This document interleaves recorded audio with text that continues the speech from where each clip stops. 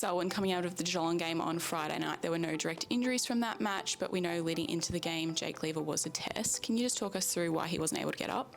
Yeah, Jake's been working really hard to return from that ankle injury. We've been looking to manage that conservatively, and he's done a power of work to try to get up for each game, but unfortunately just to some lack of function and continued pain with certain movements, he just hasn't been able to do that. As part of our management process, we have sought some expert opinions on his ongoing management, and today Jake saw a surgeon based on that ongoing management plan. Unfortunately for Jake, we will look for a surgical intervention now, and he'll likely be out for approximately 8 weeks. Disappointing news for Jake. We also did see that Jeffo, he didn't get up either with that hand injury.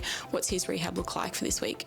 Yeah, Jeffo, it's just been about returning to hand function. So he wasn't comfortable enough to do contest-based work last week. He's progressed well over the weekend, and we'll look to integrate into training this week with the availability to be determined after our main training session on Thursday. We didn't see any injuries coming out of the AFL, but we did see that Tom Campbell, during the VFL game, he wasn't able to finish that second half. What was the result of that? Yeah, Tom just had some hamstring tightness following an incident during the game. He was removed from the game at half-time. Some imaging has shown a low-grade hamstring strain, so we'll now progress him through the relevant strength markers in order to get him back as soon as possible. Xavier Lindsay, he had that knee issue a couple of weeks ago. What's his next steps look like? Xavier had a great training session over the weekend. He'll look to integrate this week with determination of his availability after Thursday's main training session.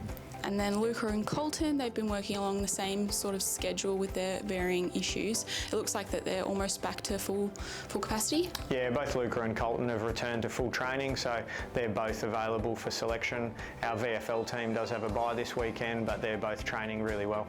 And then just lastly, Judd McVie, he's been working through that hamstring strain. It looks like he's similar, pretty close to a return. Yeah, Judd integrated back into most of train last week. He'll full train this week with the plan for him to full train the following week to be available around 6. Want more content? Click on the videos below and keep the momentum going. I'll catch you in the next one.